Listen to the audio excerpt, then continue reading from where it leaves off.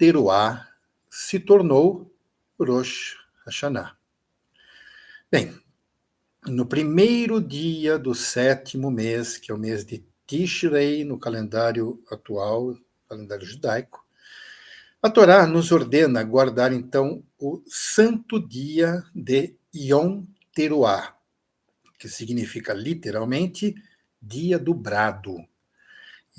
Nós vamos encontrar esse texto em Levítico, capítulo 23, do verso 23 ao 25, que diz assim: Disse o Eterno a Moisés: Diga também aos israelitas: no dia 1º do 7º mês, vocês terão um dia de descanso, uma reunião sagrada, comemorada com toques de trombeta, ou toques de shofar.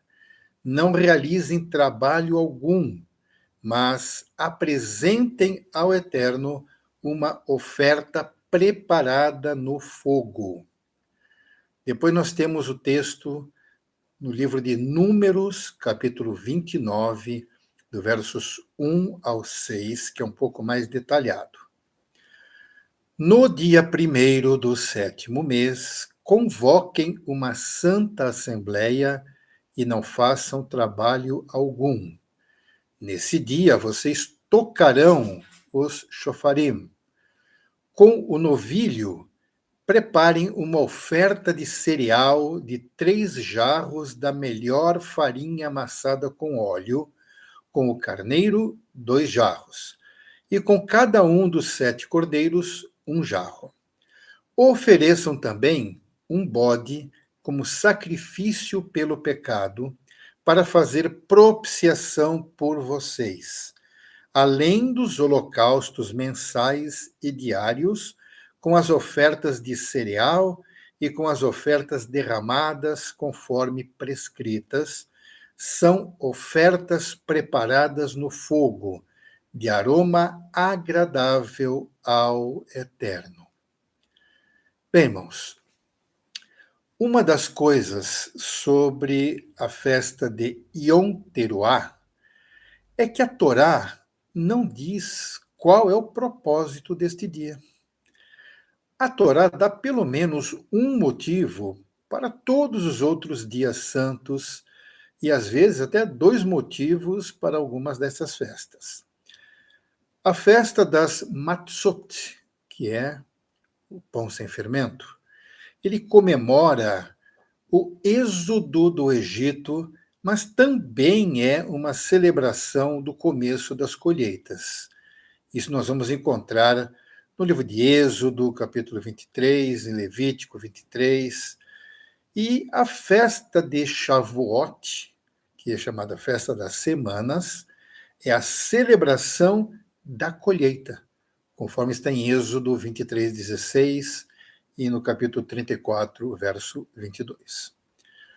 O Yom HaKippurim é um dia nacional de lamento, descrito com muitos detalhes em Levítico 16. Finalmente, a festa de Sukkot, que é a festa dos tabernáculos, comemora os israelitas vagando no deserto e também é uma celebração da colheita de produtos agrícolas, então, como está em Êxodo 23, 16. Em contraste com todas estas festas da Torá, Yom Teruá não tem um propósito muito claro que seja além de descansar e realizar sacrifícios neste dia. Como é um Shabat, porque é um dia de descanso, é um Shabat, então é um dia especial. No entanto, o nome do Yom Teruá fornece uma pista sobre o seu propósito. Teruá significa literalmente fazer um ruído alto, é um toque alto. Esta palavra, ela pode descrever o barulho feito por uma trombeta, mas ele também descreve o barulho feito por um grande encontro de pessoas gritando em uníssono.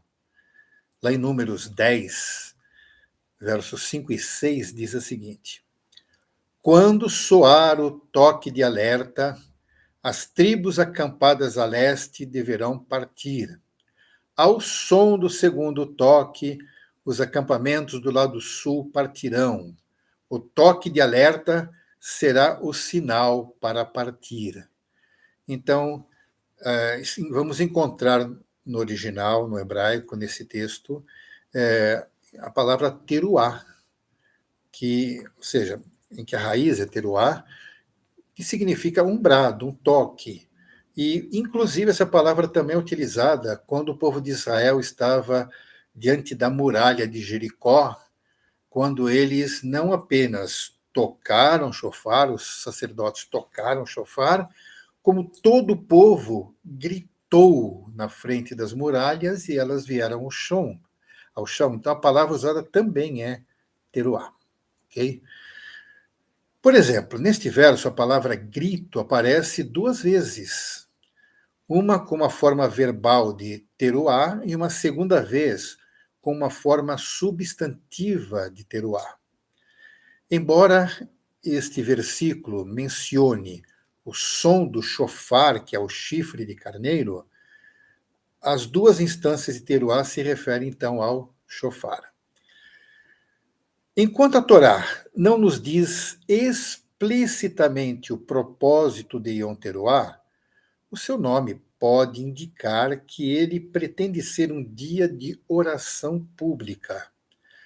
A forma verbal de Teruá muitas vezes se refere, então, ao barulho feito por uma reunião do chamado dos fiéis para o Todo-Poderoso, em uníssono.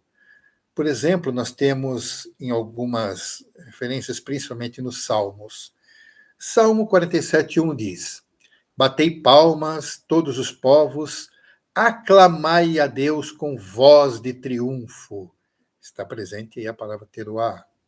No Salmo 66, verso 1, celebrai com júbilo a Deus todas as terras.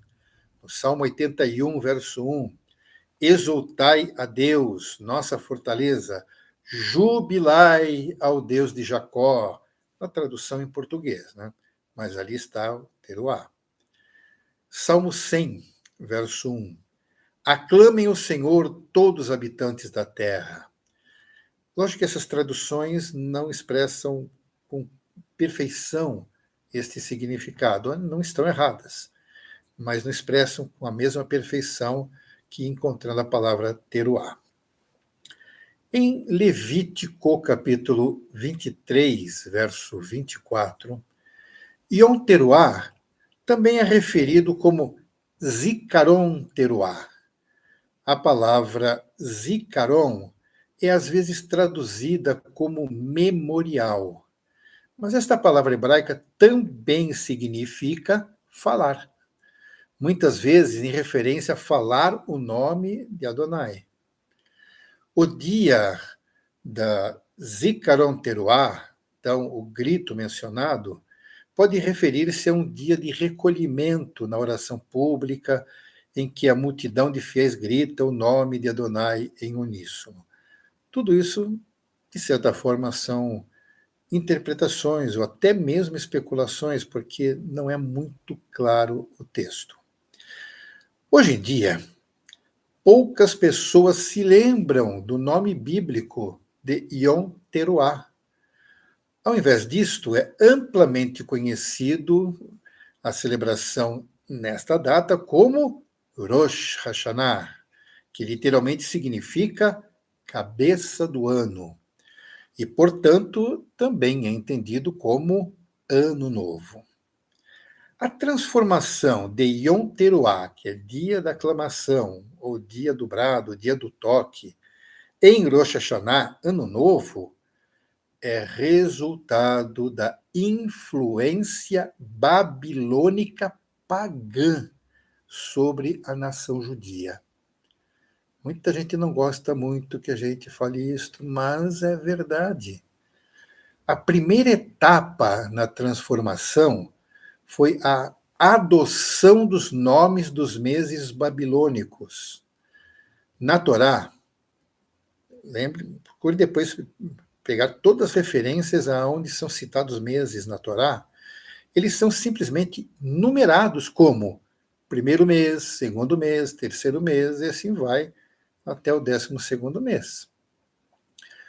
Em Levítico 23, verso 5, diz assim: o Pêssar do Eterno começa no entardecer do 14º dia do primeiro mês. É assim que está na Torá, certo?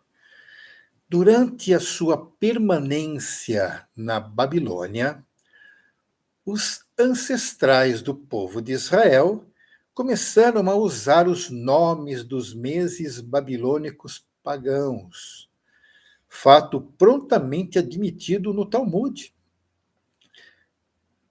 Está escrito assim, ó: os nomes dos meses vieram com eles da Babilônia. Isso está escrito no Talmud de Jerusalém, Rosh Hashanah 1, 2, 56d. Bem, para quem conhece Talmud, essa é a referência, mas é assim que está escrito. Eles citam que realmente eles trouxeram os meses, nomes dos meses babilônicos para Israel. A natureza pagã dos nomes dos meses babilônicos é sintetizado pelo quarto mês, conhecido como Tamuz. Na religião babilônica, Tamuz era o deus dos grãos, certo? Da trigo, cevada, etc. E eles entendiam que a sua morte anual e ressurreição trazia então fertilidade ao mundo. No livro de Ezequiel, o profeta descreveu uma viagem a Jerusalém, na qual viu as mulheres judias sentadas no templo chorando por Tamuz. Está lá em Ezequiel 8, verso 14. E a razão pela qual eles estavam chorando por Tamuz é que, segundo a mitologia babilônica, Tamuz foi morto, mas ainda não tinha sido ressuscitado. Na antiga Babilônia, o tempo para chorar por Tamuz foi o início do verão, quando as chuvas cessam, toda a vegetação verde do Oriente Médio é queimada pelo sol implacável, e para esse dia do quarto mês do calendário rabínico é conhecido como o mês de Tamuz, e ainda é um tempo para chorar e prantear. Alguns dos nomes dos meses babilônicos encontraram seu caminho para os livros do Tanar, mas sempre aparecem ao lado dos nomes dos meses da Torá. Por exemplo, no livro de Esther, capítulo 3, verso 7, diz: no primeiro mês, que é a forma da Torá, que é o mês de Nissan, que é o mês na diáspora, no ano 12º do rei Assuero. Nessa descrição está citando das duas formas. Este verso começa dando então o nome da Torá para o mês, primeiro mês, e em seguida traduz esse mês em seu equivalente pagão, que na realidade é o mês de Nissan. Na época de Esther, todos os judeus viviam dentro das fronteiras do Império Persa. E os persas haviam adotado o calendário babilônico para a administração civil do seu reino. Na primeira, os judeus usaram estes nomes dos meses babilônicos ao lado dos nomes dos meses da Torá. Mas, com o passar do tempo, os nomes dos meses da Torá caíram em desuso. Como o povo judeu tornou-se mais confortável com os nomes dos meses babilônicos, tornaram-se mais susceptíveis a outras influências babilônicas. Isso é semelhante à maneira que os judeus americanos observam o Hanukkah como uma versão judaica do Natal. Esta influência começou com o costume aparentemente inofensivo de dar presentes em Hanukkah. Até os judeus chegarem na América do Norte, esse costume era totalmente desconhecido e ainda é uma raridade em Israel, onde o Hanukkah não precisa competir com o Natal para os corações e mentes da juventude judaica. Isso foi um problema que surgiu na América, certo? Aqui no Brasil é parecido. Uma vez que Hanukkah assumiu esse aspecto relativamente trivial de Natal, tornou-se maduro para mais influências significativas. Hoje, muitos judeus americanos criaram o costume de criar uma árvore de Hanukkah como uma alternativa judaica para a árvore de Natal. Esses judeus não queriam adotar o Natal definitivamente, né? Então eles judaizaram a árvore de Natal e incorporaram ao Hanukkah. Então você vai ver uma árvore cheia de Hanukkiot lá, com coisinhas que caracterizam coisas judaicas, só que não tem nada a ver realmente. É a influência do Natal. Então, esse exemplo mostra como é fácil ser influenciado pelas práticas de uma religião estrangeira, especialmente quando existe alguma semelhança para começar. O fato de o Hanukkah muitas vezes cair na mesma época do Natal tornou natural para os judeus americanos incorporarem elementos do Natal em sua observância do Hanukkah. Assim como os judeus da América foram influenciados pelo Natal, os antigos rabinos foram influenciados pela religião babilônica pagã. Embora muitos judeus voltaram para a Judéia, com o exílio terminou oficialmente em 516 antes da Era Comum. Os antepassados dos rabinos ficaram para trás na Babilônia, onde o judaísmo rabínico gradualmente tomou forma. Muitos dos primeiros rabinos conhecidos, como Hillel I, por exemplo, eles nasceram e foram educados na Babilônia. Na verdade, a Babilônia permaneceu no coração do judaísmo rabínico até a queda do Gaonato no século XI da Era Comum. O Talmud babilônico abunda com as influências do paganismo babilônico. Na verdade, até mesmo divindades pagãs aparecem no Talmud, reciclados como anjos judeus e demônios. Um campo de influência religiosa babilônica era a observância de Yom Teruá como celebração de Ano Novo. Desde tempos muito antigos, babilônios tinham um calendário lunosolar muito parecido com o calendário bíblico, que é lunar. O resultado foi que Yom Teruá muitas vezes caiu no mesmo dia do festival do Ano Novo Babilônico de Aquito. O Aquito caiu no primeiro dia de Tishrei, que coincidiu com Yom Teruá no primeiro dia do mês sétimo. Quando os judeus começaram a chamar o sétimo mês pelo nome da Babilônia, Tishrei, ele abriu caminho para transformar Yom Teruá em um Aquito judaico. Ao mesmo tempo, os rabinos não quiseram adotar aquilo definitivamente para eles, então eles judaizaram, mudando o nome de Yom Teruah, dia dobrado, para Rosh Hashanah, que no final significa Ano Novo.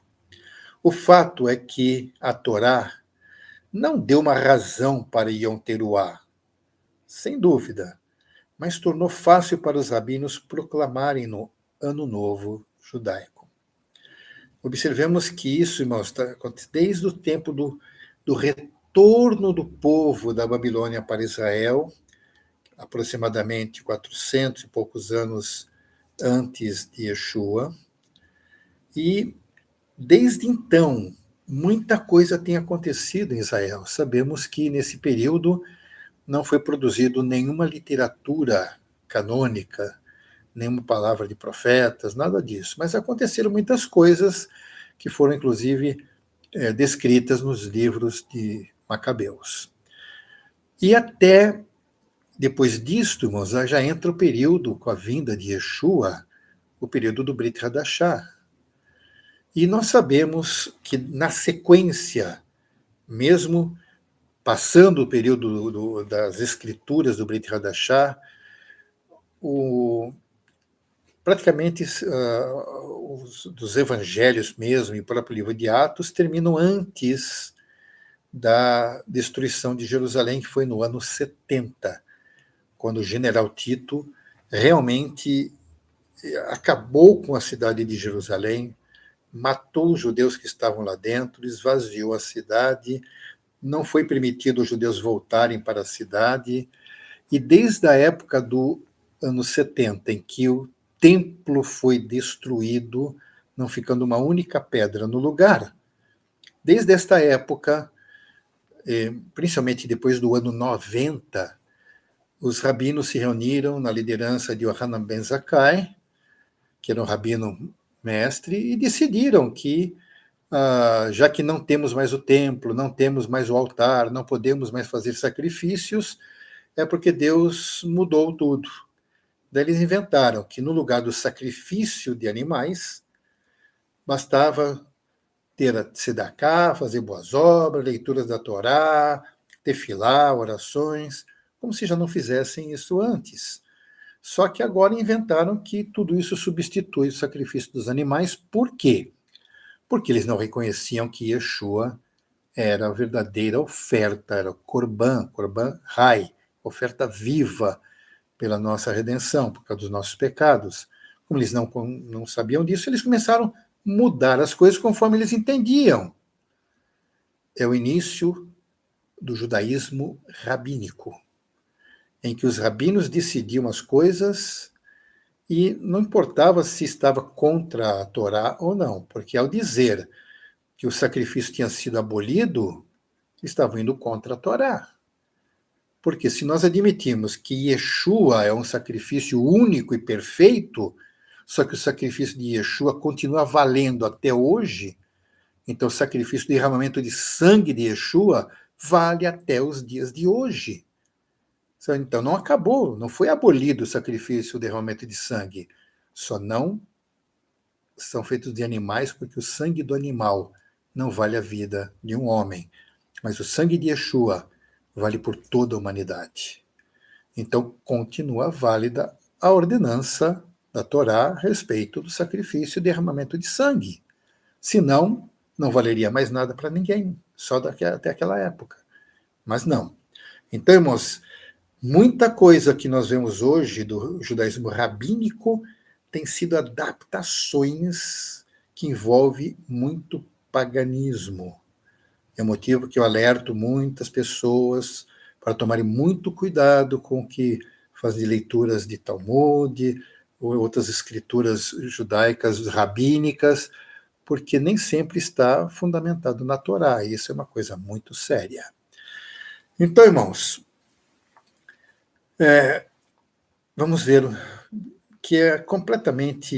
Então, voltando àquele assunto, irmãos, o fato de que a Torá não deu uma razão para Yom Teruah, sem dúvida ficou mais fácil ainda para os rabinos começarem a proclamar o Ano Novo. Já estavam com tanta facilidade para mudar as coisas, irmãos? Ah, mas é contra a Torá? Bem, a Torá apresenta o primeiro mês, que é Aviv, certo? O primeiro mês, na época do Pêssar. Ali começa o ano bíblico. Aí eles resolveram fazer o ano rabínico, certo? Então, é estranho para celebrar Yom Teruá como Ano Novo. Este festival bíblico, ele cai no primeiro dia do mês sétimo do calendário judaico. No entanto, no contexto da cultura babilônica, isso era perfeitamente natural, ser Ano Novo. Os babilônios, na verdade, celebram o Aquito, Ano Novo, 2 vezes por ano. Uma vez que no primeiro dia de Tishrei e novamente 6 meses depois, no primeiro dia de Nissan. Nissan é a forma babilônica de mês de Aviv. A primeira celebração da Babilônia, então, Aquito babilônico, coincidiu com Yom Teruá. E o segundo Aquito coincidiu com o Ano Novo Real da Torá, certo?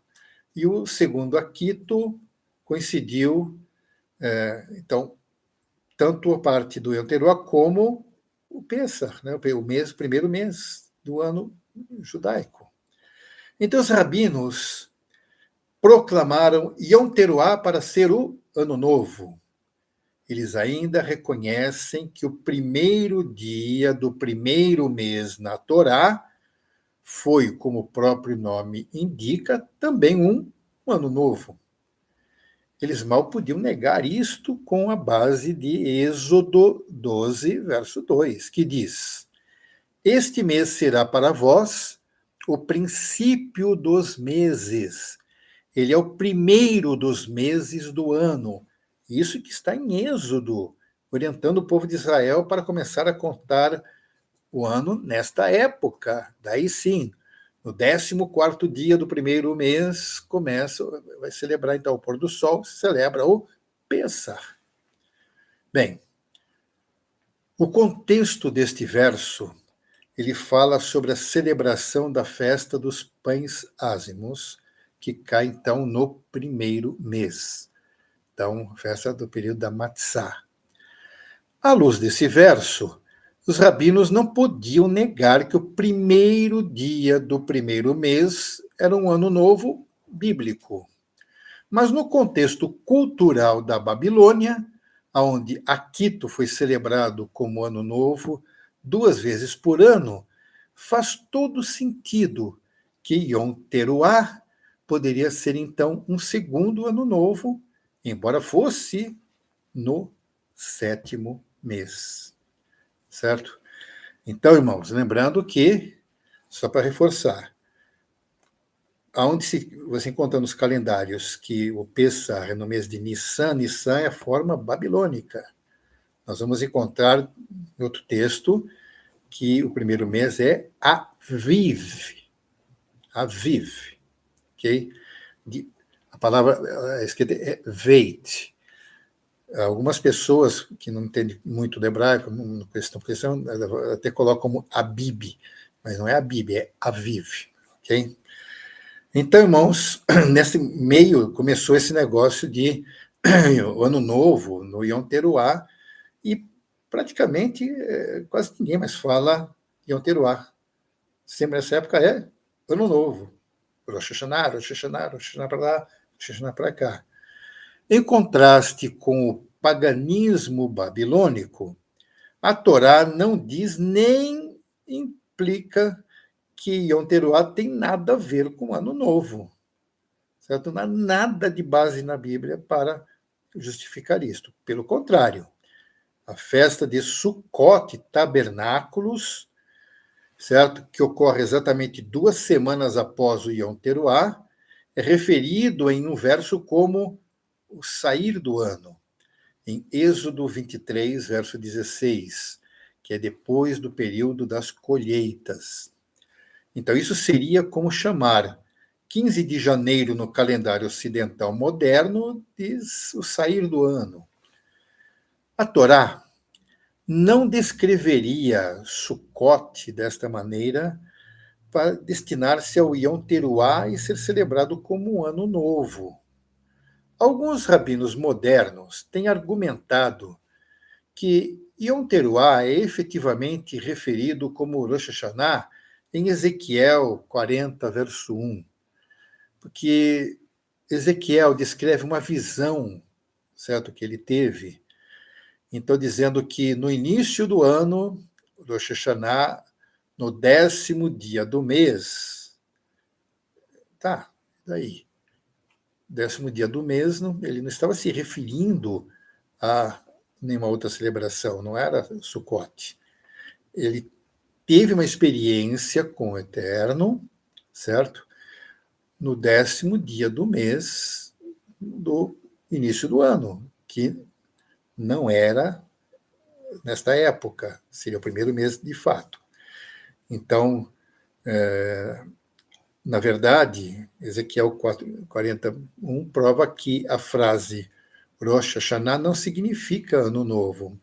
Em vez disso, ele mantém o seu sentido literal de cabeça do ano, referindo-se ao primeiro mês do calendário da Torá. O 10º dia de Rosh Hashanah, em Ezequiel 41, 40, verso 1, refere-se então ao dia 10 do primeiro mês, ou seja, foi antes da data do Pêssar. Yom Teruá é mencionado nas seguintes passagens bíblicas. Vamos ver Levítico, vamos deixar bem claro isto, irmãos. Levítico 23, dos versos 23 a 25. Disse mais o Eterno a Moisés: fala aos filhos de Israel, no 7º mês, no primeiro dia do mês, haverá para vós descanso solene, em memorial, com som de chofarim, uma santa convocação. Nenhum trabalho servil fareis, e oferecereis oferta queimada ao Eterno. E, de novo, Números 29, de 1 a 6. No 7º mês, no primeiro dia do mês, tereis uma santa convocação. Nenhum trabalho servil fareis. Será para vós um dia de sonido, toque do chofarim. Bem, o Ano Novo, irmãos, é um conceito das nações. Não é uma ordenança. Lembramos que calendário não é algo do eterno. Irmãos. Calendário é algo que o homem precisa, o ser humano precisa. Certo? O povo de Israel não inventou esse calendário lunar. Eles aproveitaram do que já existia. Tem influência do Egito, influência de outras nações. O calendário lunar é algo muito antigo, em que as fases da Lua determinam os meses. Só que não é preciso o suficiente, então tem uma série de cálculos. E, na realidade, aí muita gente tem um preconceito com o chamado calendário gregoriano, porque foi, na época, formalizado pelo Papa Gregório. Só que esse calendário gregoriano foi feito com mais base científica, porque já se tinha mais conhecimento de astronomia e não a astrologia que era comum no passado. Então, ele é muito mais preciso do que o calendário lunar. Mas, seja como for, irmãos, nós sabemos que no mundo os calendários são muito diferentes, porque os povos, cada um fez o seu. Sabemos que existe o calendário maia, o calendário asteca, o calendário chinês, calendário de várias nações, cada um tinha o seu. Então, cada um estabeleceu o seu ano novo, no início da contagem. Então, como disse, o ano novo é um conceito das nações, não é uma ordenança. Tem gente tão criadora de caso com, não, dia 1º de janeiro, não tem nada a ver. Irmãos, é um calendário feito pelos homens, como qualquer outro. Deus usou o calendário que os hebreus usavam certo? Que estava em vigor até lá no Egito, para que eles tivessem uma referência, porque nós precisamos de referências. Para isso, o Eterno criou os luminares do céu, está lá em Gênesis. O sol, a lua, as estrelas, para a contagem dos tempos. O nosso Deus não se prende em tempo. Tempo é irrelevante para o nosso Criador. Então, não vamos dar excesso de santidade para calendários. Então, vamos analisar um ponto importante aqui. Obviamente que os messiânicos, não, nós temos que seguir o calendário judaico. Só que em Israel, eles usam, além de ter essas mudanças no próprio calendário judaico, eles não podem fugir também do calendário que é usado, padronizado no mundo inteiro, certo? Então, Israel, oficialmente, ele adotou Rosh Hashanah como ano novo, onde o shofar é tocado. Bem, isso não afronta necessariamente a Torá. Isso quer dizer que o Rosh Hashanah faz parte oficialmente da cultura judaica e, portanto, faz parte da sua identidade. Se o celebrarmos desta maneira, estamos respeitando a identidade judaica e, como messiânicos, nós até temos esta obrigação. Então, irmãos, não é nenhum pecado nós, nesta época de Yom Teruah, mas a questão é não vamos esquecer o nome original, não vamos esquecer a ordenança da Torá. Mas, então, além da questão mesmo de tocar o shofar não é porque é o ano novo, é porque é o dia do toque do shofar, certo? Então, nós vamos fazer isto. Então, e não estaremos pecando, porque estamos celebrando agora ano novo no 7º mês.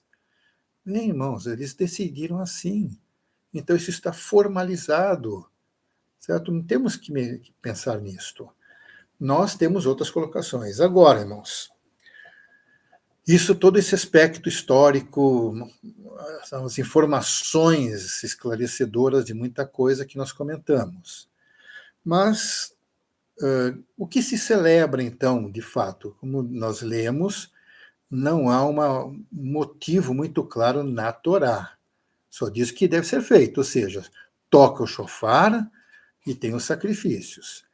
Só que, como eu havia comentado, o judaísmo rabínico começou a acrescentar um monte de coisa na cultura judaica. Nem tudo com fundamentação na Torá.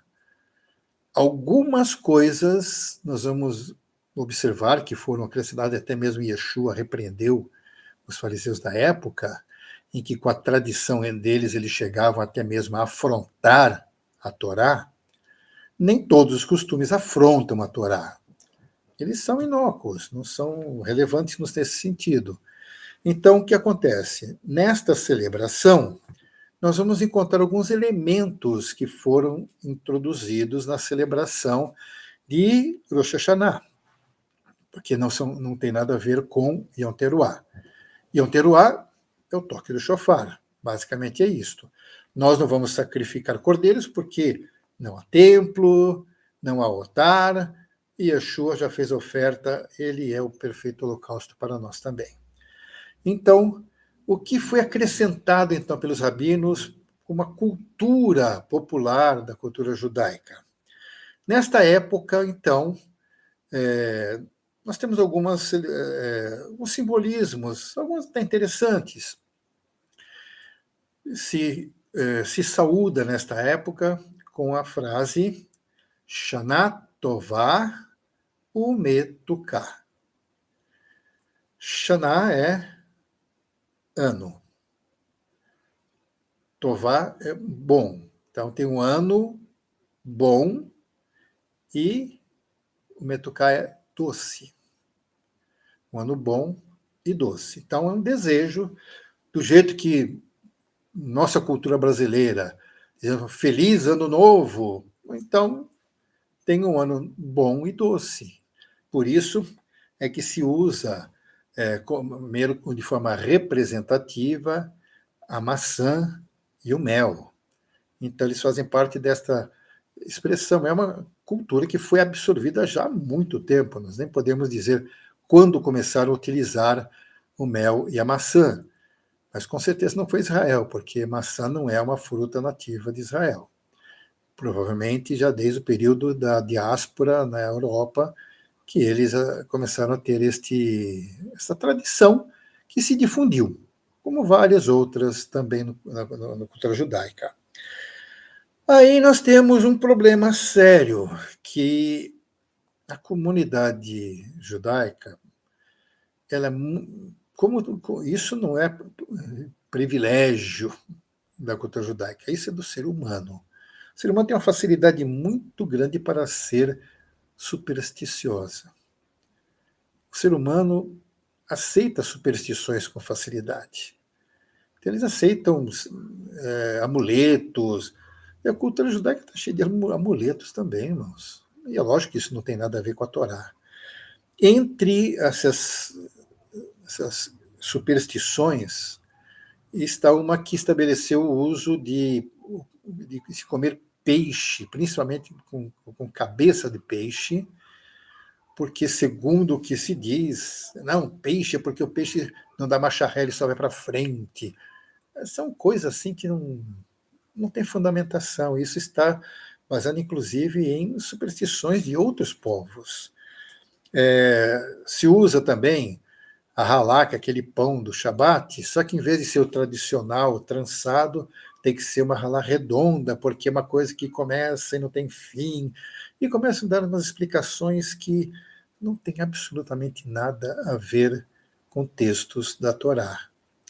São simplesmente tradições, que inclusive são adotadas em algumas localidades, em outras não. Não é uma coisa exatamente tão uniforme como nós imaginamos. Então, irmãos, nós temos que atentar para estes aspectos. Então, não há problema em celebrar Yom Teruah na mesma data do Rosh Hashanah, certo? Mas nós temos os valores nesta época que consideramos principalmente como uma questão messiânica, certo, irmãos?